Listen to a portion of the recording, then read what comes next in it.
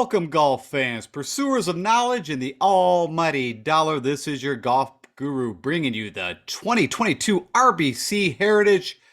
This is my preview show with a focus on the betting side. I'm going to give you all my favorite bets. We're going to break down the course. We're going to do a recap, of course, of the Masters. What an amazing Masters. We're going to dive into the models and analysis that you have come accustomed to and love. And with that said, let's talk a little golf. Okay, first thing, for the giveaway I have for the Masters, got a couple folks that I've not heard from. So I wanted to, if you watch this show, I need you to reach out to me at either on YouTube comments below, or probably the best would be at dfsgolfguru@gmail.com. And Michelle, Kate, and Jimmy Bluffett, you guys won the contest. You have $100 each coming to you. And I just need you guys to get me your PayPal email address so I can forward that over. And again, congratulations to all the winners. All right, so real quick, let's talk about the Masters recap. One of the better Masters I can remember in a long time. It's not because it was a profitable one, but it was just really exciting as usual. It never lets us down, on the like final, well, I think since the tee off when Scheffler and Cam Smith took off. So amazing what Scotty Scheffler accomplished. That the thing that really kind of stuck out to me was, of course, my guy that I picked was Cam Smith. Also had him one and done, which, ended up pretty good. I'm not going to complain. And if you think, he came out in the first two holes doing what he needed to do, birdied. You could see Scotty Scheffler had a bit of the nerves, you could say, and was having a bit of the hooks, which it reminded me of when I think he came off COVID. I think his first start, this is a couple of years ago, was at Sanderson Farms, and he missed the cut there, and he was just hooking every drive into the woods. And I was just, kind of thinking, wow, I wonder if this is going to happen again. But long story short, hole number 3 comes along with, with 2 pars for Scotty. You got 2 birdies, so he's in a 1-stroke advantage. So Cam Smith is just leading by 1. And then they both, try to drive the green or get it close as they can to the green. And they both end up left.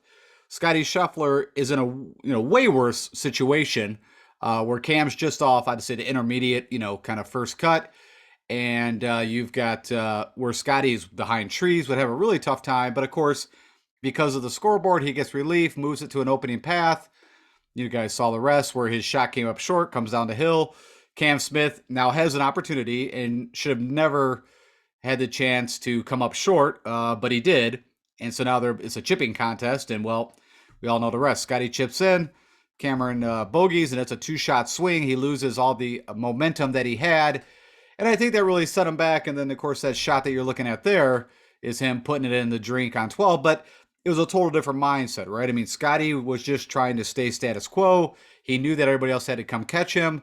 And Cam had to go for shots that, typically he wouldn't do, of course, especially if he was in the lead. So, but all the props for Scotty, amazing that, when you look at that, I got to grab that off the Golf Channel, that, his last 6 worldwide starts, and I tweeted this out, that he's won 4 out of the 6. He's won a WGC, a Masters, beaten some amazing fields that went at the Arnold Palmer, was under like the craziest conditions. I literally, after he won that, went and put a futures bet on the U.S. Open because I'm like, well, if you can win in, against this field on these kind of conditions, why could you not win the Open? I think it was 50-1 at the time. I'd have to check it, but neither here or there. Kudos to him.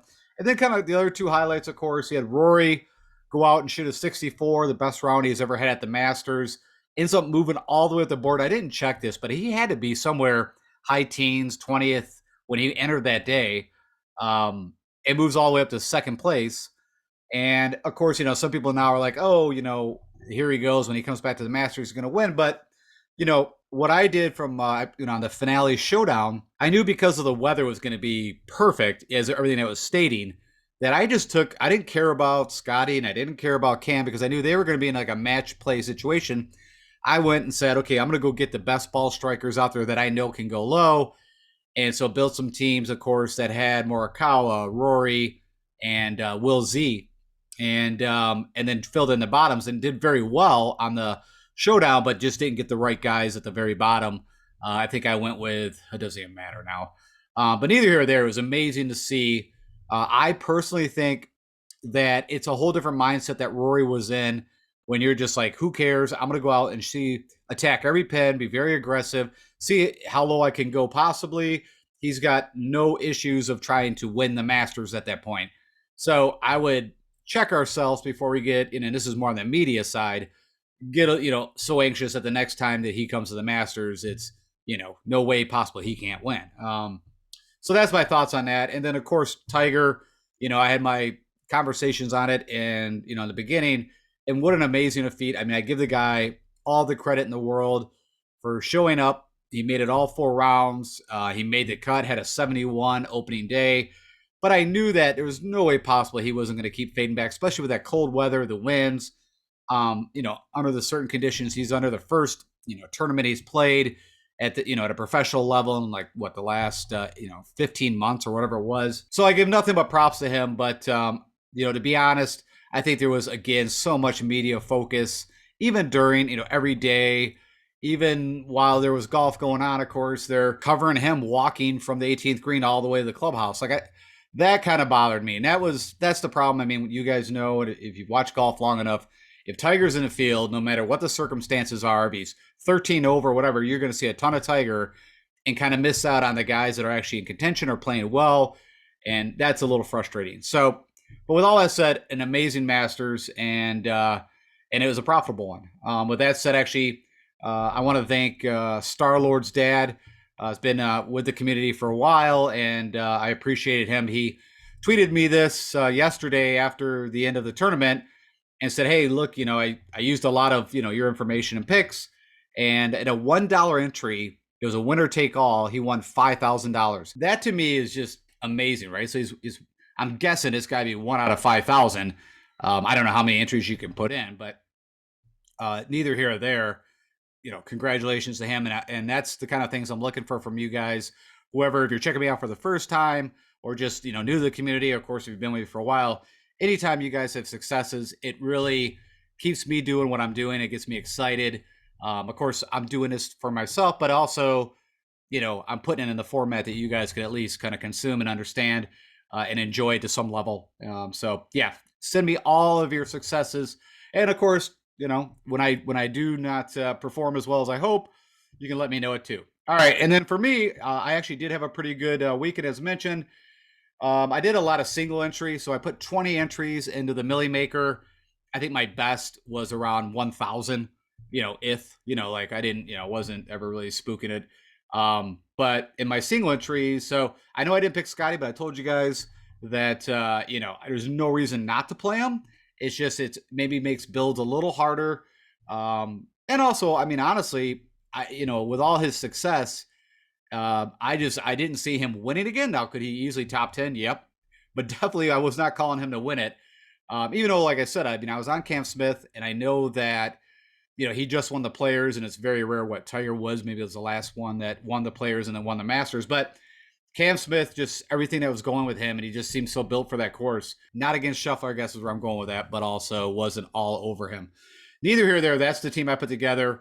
I liked everything about, except of course Lucas Herbert just, kind of struggled, but to end up 10th, and it was, I think, a $200 entry, single entry, and then I had one more. Again, it could have been $100 or $200 entry.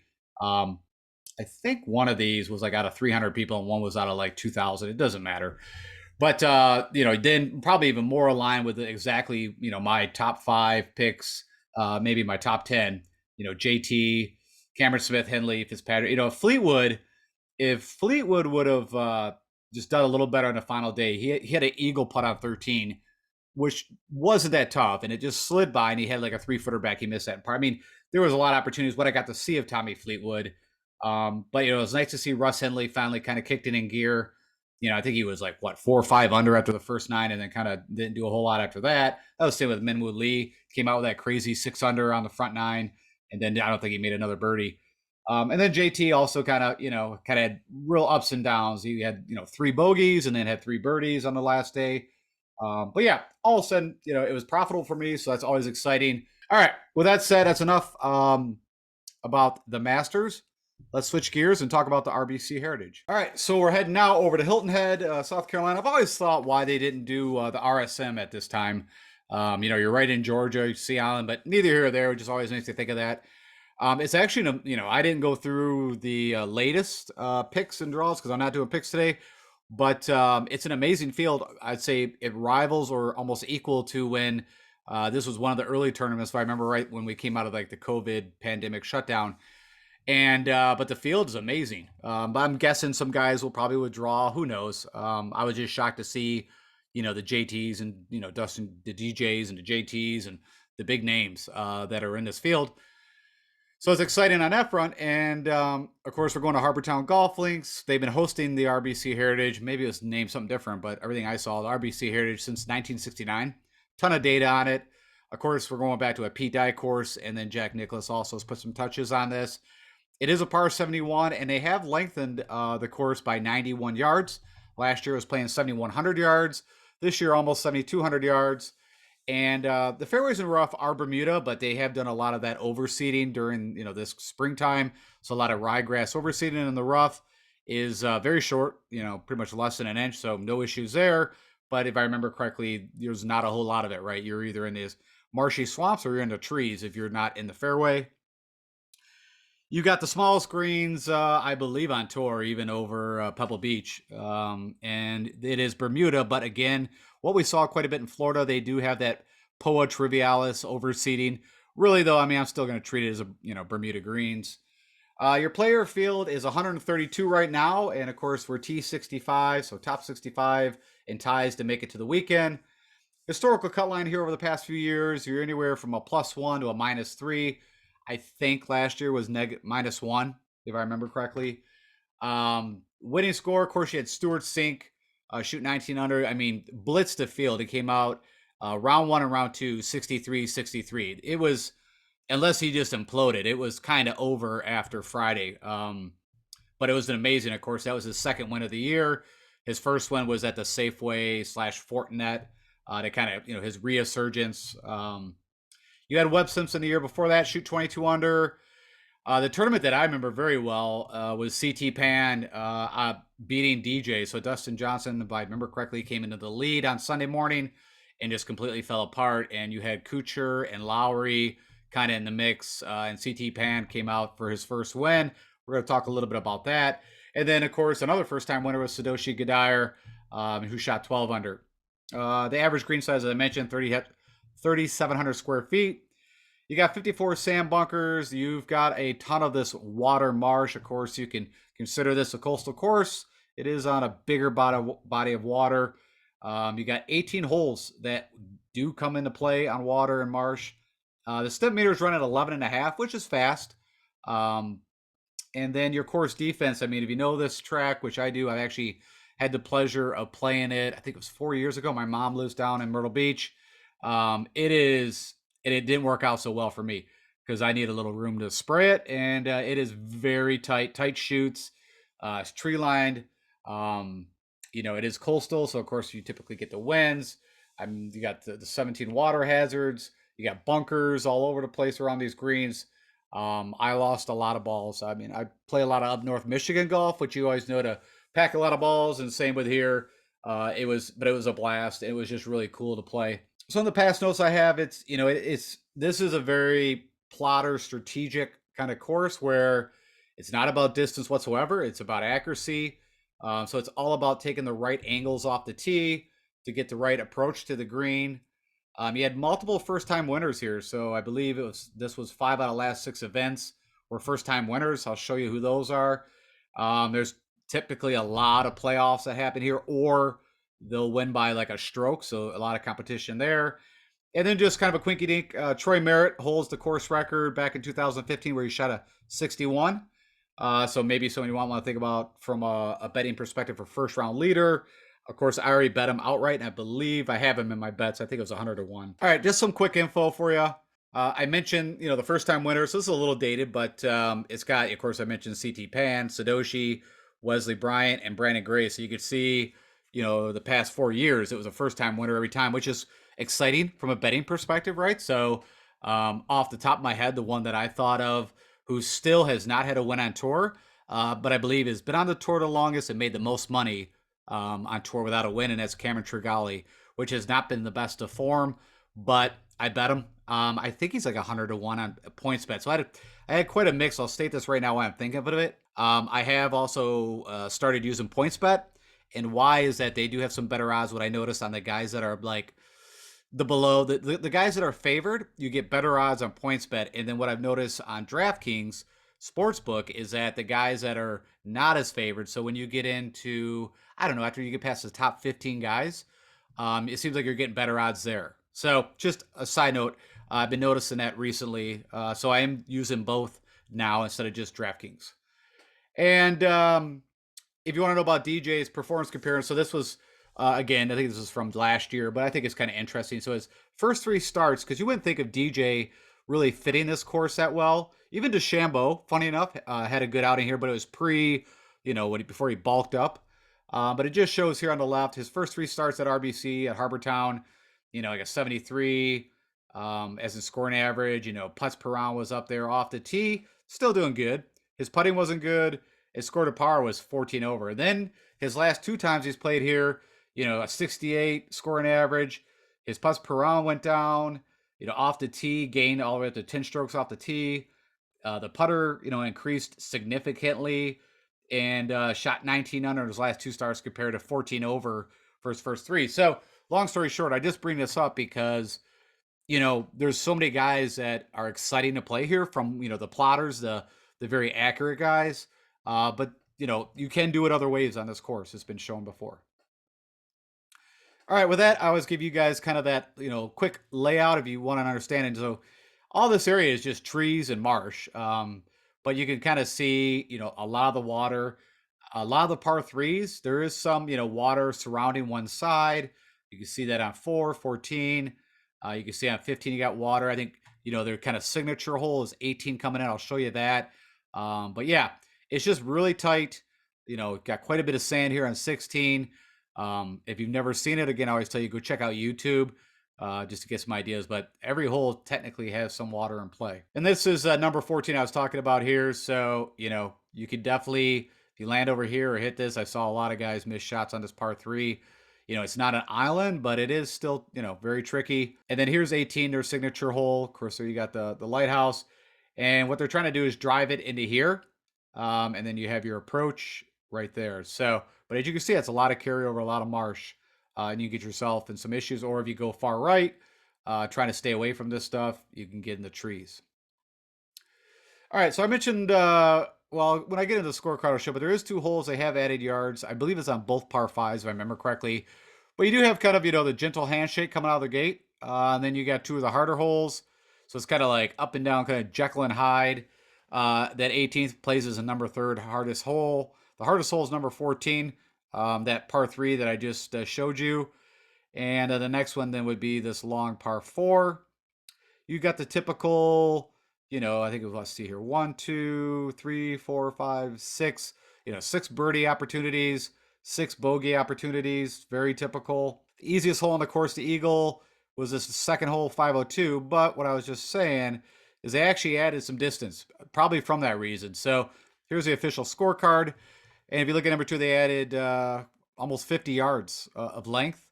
And then they also added, it was also another par 5 that was the second easiest hole. They decided to add, I don't know what we got here, 20 yards to it. So I don't know how much that's going to make it that much more difficult. I mean, number 2 is significantly, that's quite a bit of yardage added. But everything else is the same. So that's where the yards came in. It increased the yardage total that I could see from last year. All right, this is always where I go over, how do you win this tournament? What is the skill set that we want to look for when we're trying to pick guys that we want to bet, or of course, from a DFS perspective. And the number one thing is you got to be in play. So not too far off from what we saw at Valero, where it's, a little bit tighter track. So, but this one, I think RBC out of all the courses, maybe Colonial, are some of the tightest, tracks that they play. So we're going to work our way from the tee. And so we got to hit fairways. So that the first thing I'm going to be weighting heavily is stroke gain on good drives. Again, if you don't know what good drives are, this is guys that hit the fairway or the first cut of rough or the intermediate, and then hit the green on their second shot. So it's kind of a combined, but it seems to work really well. I've had a ton of success with this event. It's one of my favorite. I say that quite a bit, but it is like top 5. I like Waste Management. Of course, I like the majors, but this is one that I've usually done very well at. So I'm excited to keep the good times rolling. Of course, approach is always going to be either, top 3, if not top 1. It shows up significant. So some of the best iron players. then a combination. I mean, if you watched last year, remember Stuart Sink, he was hitting hybrids and three woods from 240 and just sticking it. It was ridiculous. So ball striking does come into play. Of course, these are very, very tiny greens. So that means you're going to miss some greens. You're going to need to be able to, short game around the green.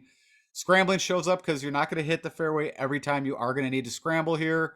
Putting is probably the least out of almost every tournament because the greens are so small. You can look at Pebble Beach; it's kind of similar. They're not crazy slopey. I'm not saying there's nothing to them, but because they're so small, typically either you're chipping or hopefully you're putting. Even if you hit the green on your approach, 30 feet, you should always have less than that. Proximity of the pin, the number one that shows up is 175 to 200 at 25%, and then 150 to 175, coming in just a little less at 23%. You've only got 3 par 5s here, and I talked about the first 2 that are definitely very gettable for birdies, but even possibly number 2 at Eagle, but they did add some distance, so we'll see how that plays out. But you got to take advantage of those as always. Manage these par 4s. There's 11 of them. 5 of them fall between 4 and 450. And then as you saw, it can be somewhere between 15 under to 20 under, depending on what the weather does. So you're going to have to score and make birdies and eagles. All right. So if we take a look at the past winners, I always like this. Like I said, I've got some areas that I think are very, I don't know, if I say pay attention to this stuff, this is the things that I think are most important. There's probably 2 of them. This is one of them, to take a look at some of the past winners and how they did it to make sure, A, that we're on the right approach from a stroking analysis. So if you look at Stuart Sink, Emiliano Grillo, I was all over last year here, but his game has just been horrible. So it could be a flyer. Of course, in DFS, you could plug him in, but you're taking a big risk. HB3, his best finish still to date on the PGA Tour is at RBC. He did it a lot on Sunday. He had just an amazing, which he's been doing, had an amazing putting around here.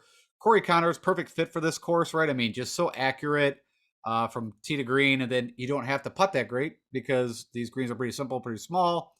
Fitzpatrick's done well here. McNeely's interesting. Of course, Webb's has an amazing history here. Abraham Answer, a perfect fit again, like a Corey Connors, just hitting fairways, hitting greens, just make the putts. As you can see, he's killed it on approach and off the tee. Just the putter has, and it's still. Daniel Berger literally was my first bet, and I plugged him in for one and done off the bat. So just because when one and done pops up, I just want to make sure I put a guy in just in case I forget. So he was the first guy I thought of. And he has a great track record here too. Terrell Hatton's been off, but this could be a course where he could find his way back. Well, hold on a second. So the 2 areas that I'm focusing on, of course, is off the tee and approach. And then I want to give you guys 2 more years of data. So this one, CT Pan won. I mentioned Kuchar and Lowry coming up. I totally forgot that Scott Piercy is probably his best finish the last 5 years. He had just a crazy irons week and did pretty well the putting. You can also see, if you keep an eye on the putting over here, you're going to see that you could do it that way, like Matt Kuchar did, where he didn't do it, that well with the irons, but he just putted lights out. Always you could kind of mix. Patrick Cantlay has played her quite a bit. I don't know if he's in the field. I think he is, but he's just, again, his game, mostly the putter's been off. And then the year Satoshi Kodaira won, of course, Siwoo Kim. We're going to talk a little more about him, but he, of course, is a Pete Dye specialist. Typically shows up on these tracks. Here's DeChambeau.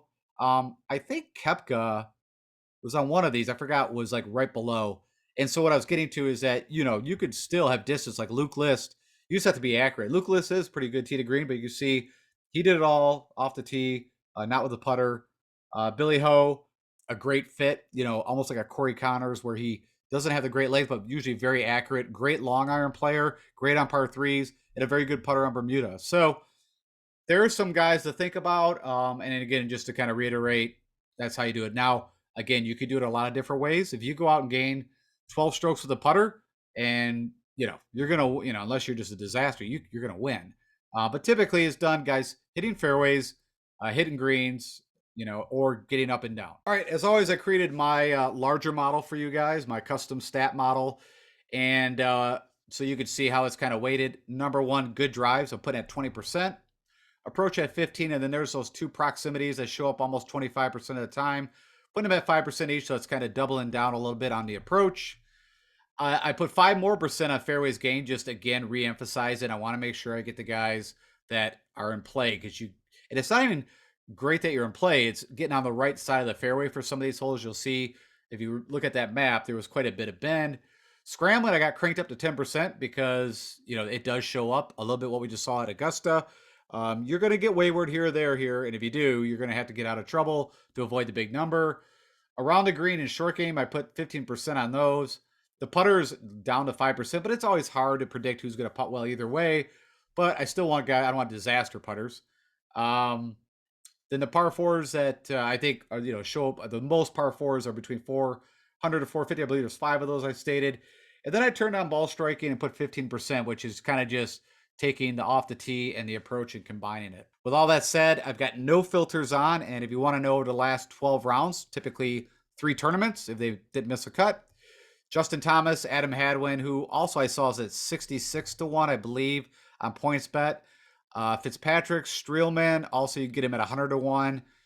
Shane Lowry, you can get a better number than that on points bet. Billy Ho, Noren, Munoz, Hoagie, Lashley, Hindley, Connors, Wise, Neiman, and Poulter are the guys that are showing up. And they're all good. I like them all. I think they're all pretty good fits just under recent form. Okay, the next thing I look recent form, and then I want to know how they done at this track. So the history at Harbortown Golf Links, and no shocker, Webb Simpson, number 1. Streelman, Berger, Answer, Cantlay, Neiman, Griot, Henley, Lowry, Blackbeard, Michael Thompson, we'll talk about him a little bit.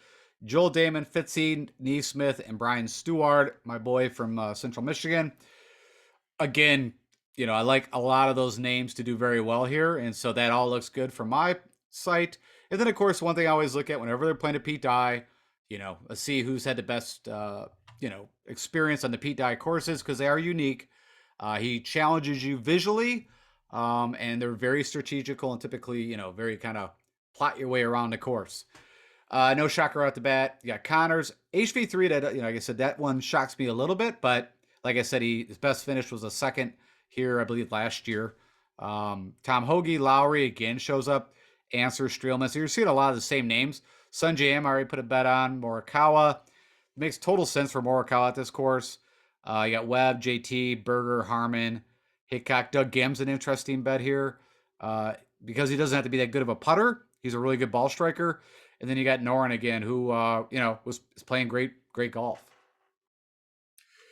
All right, now to kind of focus a little more on the irons. This is my proximity to the pin kind of breakdown. So this first one you're looking at here is, again, taking the last 12 rounds and just looking at all these different proximities, and then approach is weighted 40%.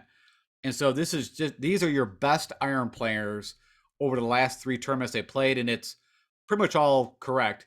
JT, EVR, Russ Henley, Nate Lashley. That's interesting. I've told you guys, again, when I saw him win Rocket Mortgage, I've never seen such amazing irons from, 250 out all the way down to 100. It was just crazy. You got Lowry, Spieth. That's a little shocking because I just feel like maybe it's not his irons, I guess, that are off. I guess maybe it is the putting. The driver still goes lower. Henrik Norlander, he was one of my long shots, I don't know, a few tournaments ago. And I just think it's interesting he pops up here just from an iron perspective. So putter has been holding him back, but I think 400 to 1, if you're looking to throw a couple bucks on a long shot, I see no issues there.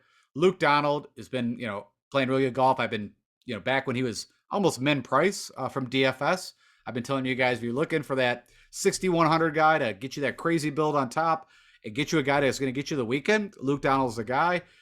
You can plug him in here again. I don't know what his DraftKings pricing is, but I'd have to guess it should be below 7,000.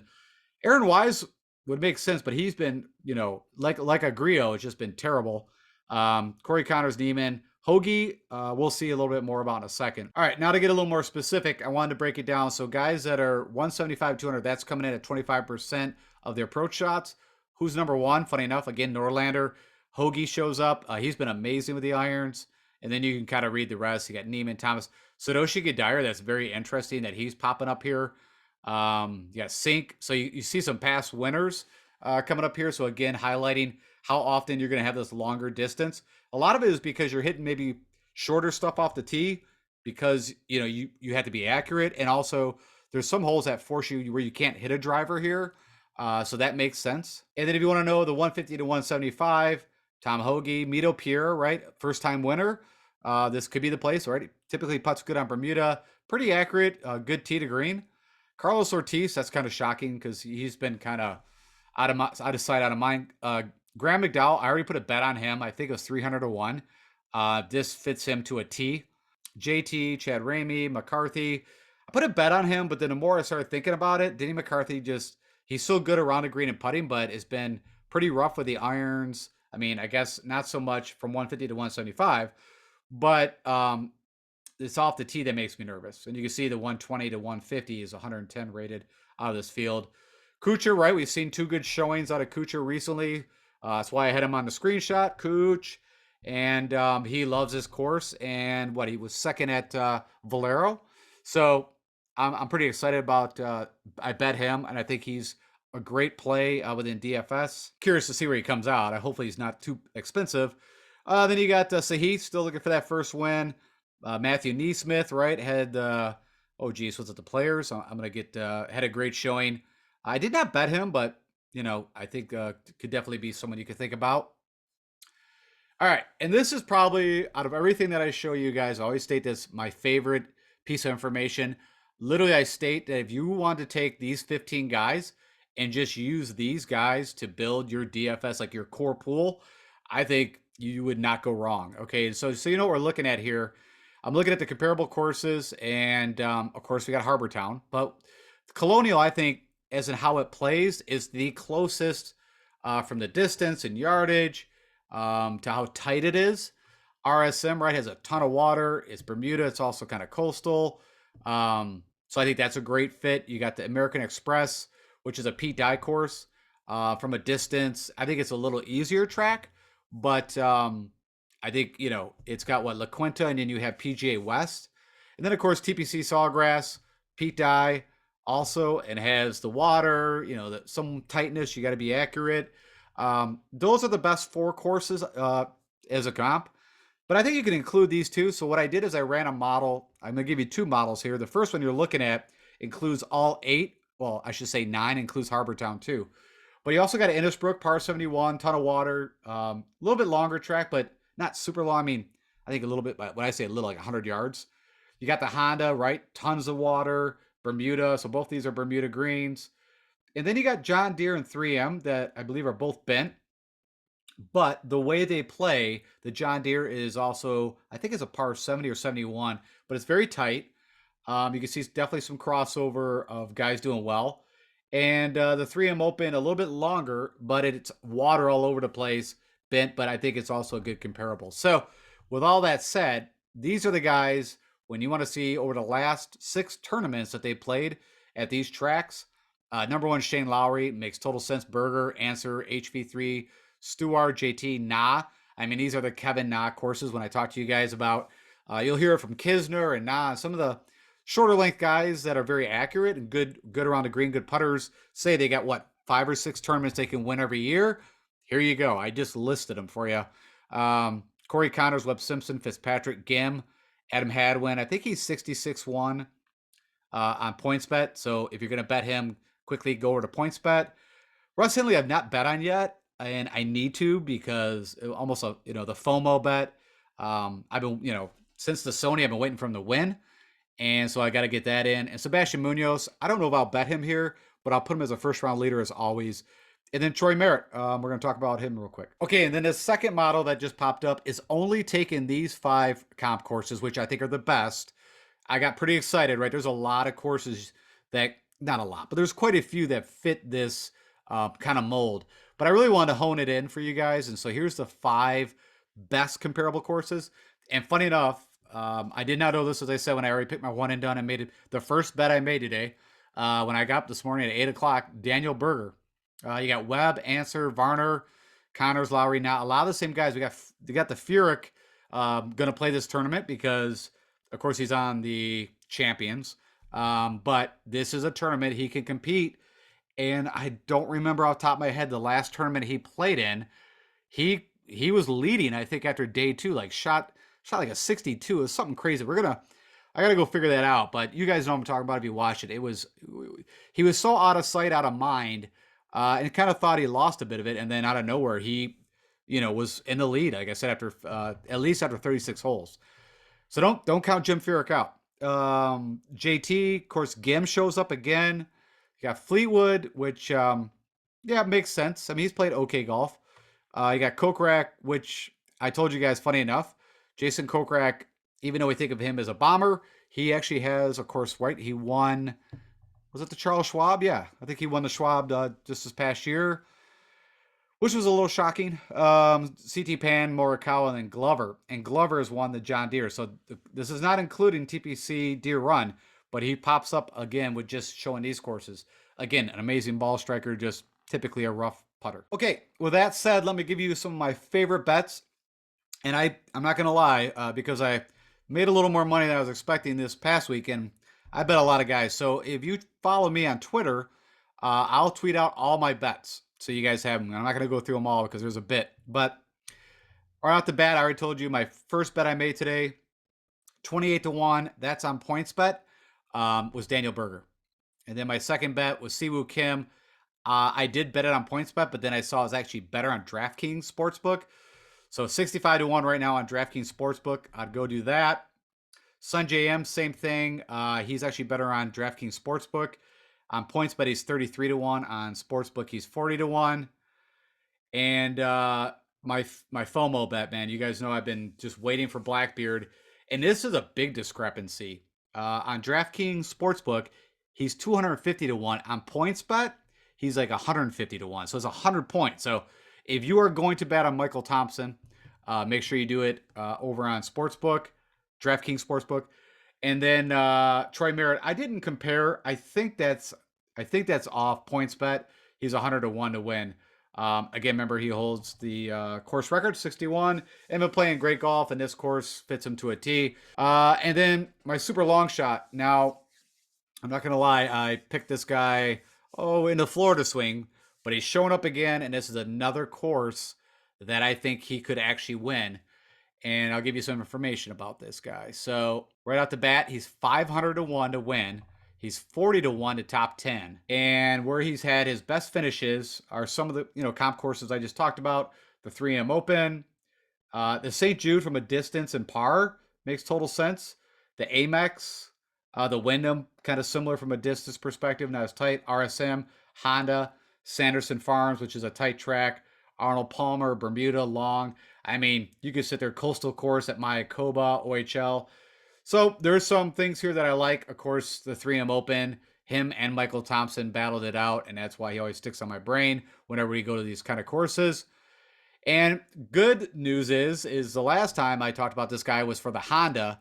And at that time, I think he had like 6 missed cuts, but his odds have not changed. That is the same exact odds for him to win the Honda. And now his last 4 tournaments, for him, it's good. I mean, Valspar, tough track. You can see he was firing on all cylinders. Valero, he made the cut at a 48th. Puerto Rico, which, a little weaker field, but Coastal Course, he had a 28th. The players he missed a cut, I don't know if he had an AM, PM time, but that's no shocker. A lot of good players. And I'm not saying this guy's a good player. I'm just saying a lot of good players missed a cut. Long story short, Richard Wawrinski. I'm going to bring this guy up because he does have a win, I believe. Well, no, he doesn't. The best is a runner-up at Barbasol. He's due for a first-time win. Of course, this is a first-time winner's course.